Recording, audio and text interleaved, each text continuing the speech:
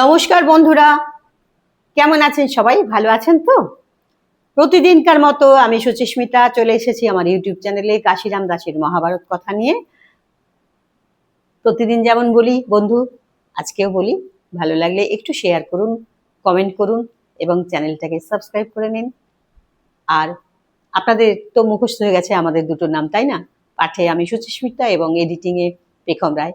আর যে কথা রোজ বলি, রোজ বলবো, আমার যতদিন আমি এই মহাভারত কথা চালিয়ে যাব ততদিন আমি বলবো যে যারা আমার এই মহাভারত কথা শুনছেন না তাদের নিয়ে আমার কোনো বক্তব্য নেই। কারণ এই মহাভারত যে সবারই শুনতে ভালো লাগবে, সবাই যে এটার প্রতি আগ্রহ থাকবে সবার, এমনটা তো নয়। আর বিশেষ করে আমার পাঠ সবার ভালো নাই লাগতে পারে, যার ভালো লাগবে না যাদের, তারা শুনবেন এটা আমি আশা করা উচিত নয়। কিন্তু যারা শুনছেন, যারা সঙ্গে আছেন, সেটা যদি একজন দুজনও হয়, তাহলেও তাদের প্রতি আমি ভীষণভাবে কৃতজ্ঞ। প্রতিদিন বলি এবং বলবো একটাই কারণে, দেখুন আমি ভালোবেসে পড়ি, আপনারা শুনছেন ভালোবেসেই, হ্যাঁ, তাই একটা আন্তরিক সম্পর্ক তৈরি হয়ে গেছে, তাই না?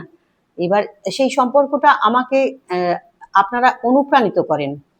সত্যি বলছি, এই যে মহাভারত পড়তে আমার ভালো লাগা, এটা আপনারা যারা শুনছেন, একজন দুজন হলেও শুনছেন, যে আমার মনে হচ্ছে যে আমার এটাতেই আমার একটা, আমি অনুপ্রাণিত হচ্ছি। আমার মনে হচ্ছে যে আমাদের মধ্যে একটা খুব সুন্দর আন্তরিক বন্ধন তৈরি হয়ে গেছে।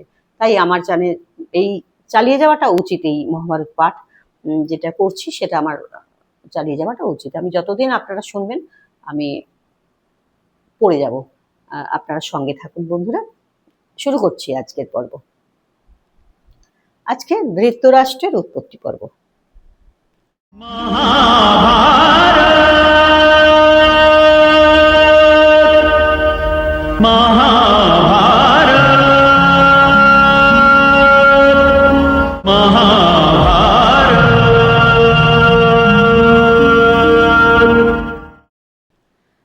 যথাকালে সত্যবতী সন্তান প্রসবে, অতি রূপবান পুত্র দেখি মুগ্ধ সবে।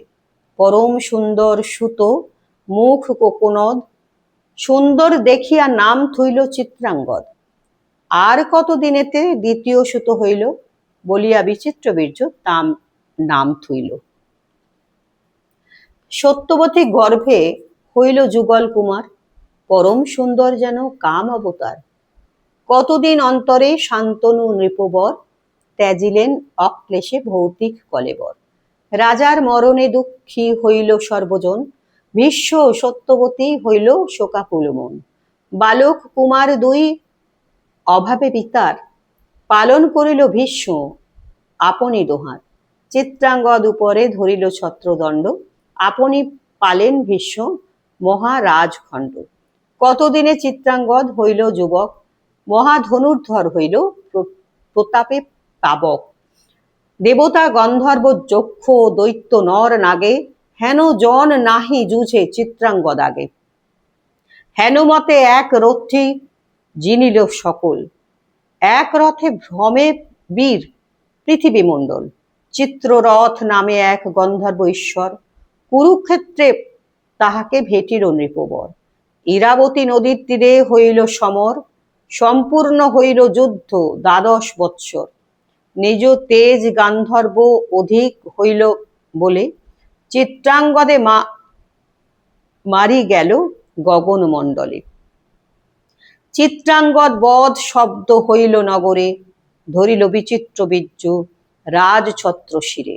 বিবাহের হেতু চিন্তা তার নিরন্তর, শুনিল কাশীর রাজা হয় স্বয়ম্বর। একেবারে 3 কন্যা করে স্বয়ম্বর, এই কথা হইল রব রাজার গোচর। স্বয়ম্বর শুনি ভীষ্ম চলিল তরিত, এক রথে কাশীপুরে হইল উপনীত। দেখিল অনেকে বসিয়া আছে স্বয়ম্বরে, রাজেশ্বর যত পৃথিবী উপরে। হেনকালে বলে ভীষ্ম সবার ভিতরে, আমার বচন শুনো কাশীর ঈশ্বর। আমার অনুজ আছে শান্তনু নন্দন, তার হেতু তব কন্যা করিব বরণ। এত বলি 3 কন্যা রথে চড়াইল, পুনরূপী ডাক দিয়া রাজারে কহিল, স্বয়ম্বর হইতে কন্যা বলে যাইল এ। যার শক্তি থাকে যুদ্ধ করো আসিয়ে। মাতঙ্গে তুরঙ্গে কেহ কেহ চড়ে রথে, শত পুত্র করে বেরিয়া চারি ভিতে। শেল শুল জ্যাঠা শক্তি মুসল মুদ্গর, নানা রূপ অস্ত্র ফেলে ভীষ্মের উপর। মুহূর্তে হইল সব অন্ধকার প্রায়, না দেখে বিশ্ববীর আছোয় কোথায়। শীঘ্র হস্ত্র বিশ্ব গঙ্গার কোঙর, বশিষ্ঠ মুনির শিক্ষা জমের দোসর। স্বর জালে আপনারে করে আচ্ছাদন, স্বরে স্বরে অস্ত্র সব করিল বরণ। কাটিয়া সকল অস্ত্র গঙ্গার কুমার, অস্ত্রে অস্ত্রে রাজগণে করিল প্রহার। কাটিল কাহার মুন্ড কুণ্ডল সহিত, শ্রবণ কাটিল কারো দেখি বিপরীত। শরীর ত্যাজিল কেহ ভূমিতলে পড়ি, রত্ন অলঙ্কার সব যায় গড়াগড়ি। বাম হস্ত সহিত ধনুক গেল কাটি, বুকেতে বাজিল কেহ করে ছটপটি। পড়িল সকল সৈন্য পৃথিবী আচ্ছাদি, করিল গঙ্গার পুত্র ক্ষণে রক্ষ নদী। বিমুখ হইল কেহ না রহে সম্মুখে, ধন্য ধন্য বিশ্ব বলি রাজগণে ডাকে। কন্যা লয়ে যায় ভীষ্ম শল্য রাজা দেখে, না পালাও না পালাও পাছে থাকি ডাকে। হস্তিনা কারণে যেন ক্রোধে হস্তিবর, ধাইয়া আইল তেন শল্য নিপবর। ক্রোধেতে আকর্ণ পুরী মহাধনুর্ধর, দিব্য অস্ত্র প্রহারিল ভীষ্মের উপর। নেউটিয়া ভীষ্ম বীর নীল সরাসন, শল্য ভীষ্ম দুইজনে হইল মহারণ। দুই সিংহকে জুঝে যেন পর্বত উপর, দুই বৃষে জুঝে যেন গোষ্ঠের উপর। ক্রোধেতে নির্ধূম অগ্নি যেন ভীষ্মবীর, দুই বাণে কাটে তার সারথীর শির। চারি অশ্ব কাটিয়া কাটিল রণধ্বজ, ধনুক কাটিল তার গঙ্গার অঙ্গজ। অশ্বরথ সারথি ধনুক কাটা গেল, ভূমে বাট বহি শল্যরাজ পালাইল। কাতর দেখিয়া তাহে দিল প্রাণ দান, না মারিল অস্ত্র আর গঙ্গার সন্তান। সংগ্রাম জিনিয়া সভ্যে চলে মতিমান, কন্যালয়ে নিজ দেশে করিল পয়ান। আনন্দিত লোক সব হস্তিনাপুরের, বিবাহ উদ্যোগ হইল বিচিত্র বীর্যের। পুরোহিত লইয়া করিল শুভক্ষণ, আইল যতেক দ্বিজ বিবাহ ব্রাহ্মণ। বরের নিকটে তিনি কন্যা বসাইল, অম্বা নামে জ্যেষ্ঠ কন্যা। তখন কহিল, সর্বশাস্ত্রে বিজ্ঞ তুমি শান্তনু নন্দন, তোমায় করি যে আমি এক নিবেদন। সভা মধ্যে দেখিয়ে সকল রাজগণে, শল্যরে বরিতে আমি করিয়াছি মনে। পিতার সম্মতি আছে দেবেন শল্যরে, আমার বিবাহ দেহ আনিয়া তাহারে। ব্রাহ্মণ সভাতে কন্যা এমত কহিল, বিচার করিয়া ভীষ্ম তাহারে ত্যাজিল। অম্বালিকা অম্বিকা যুগল সুন্দরী, দোহার রূপেতে নিন্দি স্বর্গ বিদ্যাধরী। বিচিত্র বীর্যের সেই দুই কন্যা দিল, শচী তিলোত্তমা যেন দেবেন্দ্র পাইল। অল্পকালে যক্ষাকাশ তাহার ঘটিল, অনেক উপায় ভীষ্ম তাহার করিল। বহু যত্ন করি রক্ষা নারিল করিতে, মরিল বিচিত্র বীর্য পুত্র না জন্মিতে। শোকেতে আকুল হইল যত বধূগণ, বধূ সহ সত্যবতী করেন রোদন। তবে সত্যবতী আসি ভীষ্মের সদন, কহিতে লাগিল তারে করিয়া ক্রন্দন। কুরুকুল মহাবংশ পৃথিবীর ঈশ্বর, এ বংশ ধরিতে পুত্র তুমি একেশ্বর।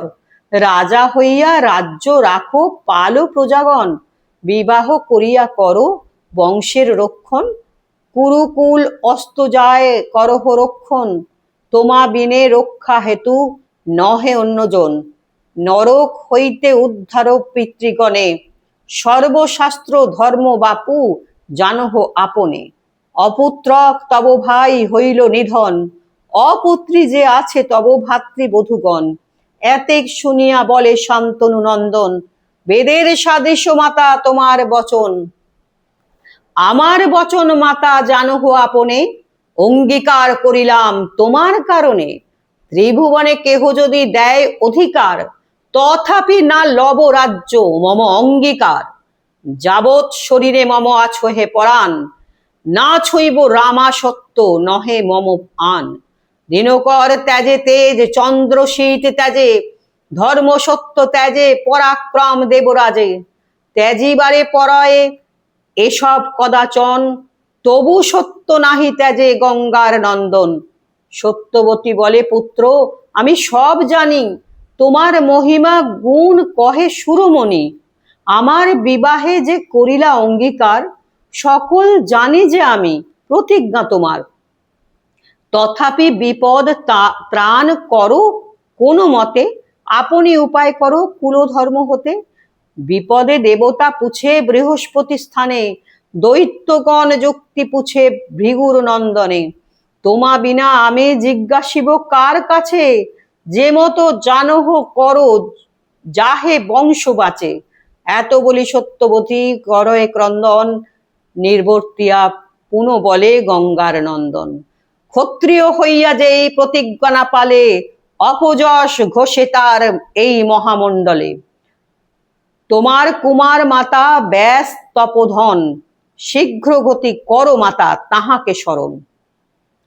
দেবগণ মধ্যে এথা ব্যাস তপবন, বিশ্বের বচনে দেবী করিল স্মরণ। নানা শাস্ত্র ধর্ম কহিয়াছে দেবস্থানে, উৎকণ্ঠা জন্মিল তার মাতার স্মরণে। সেই ক্ষণে আসি তথা হইল উপনীত, দেখি বিশ্ব পূজা তারে কইল বিধিমত। চিরদিনে সত্যবতী দেখিয়া নন্দন, আলিঙ্গন দিয়া পুত্রে করেন ক্রন্দন। নয়নেতে নির্ঝরে দুগ্ধ ঝরে স্তনে, স্তন দুধে স্নান করাইল তপবনে। মায়ের রোদন দেখি বিস্ময় বদন, কমণ্ডুল জল মুখে করিল সেচন। নিবারিয়া ক্রন্দন কহেন ব্যাসমুনি, কেন ডাকিয়াছ আজ্ঞা করো জননী।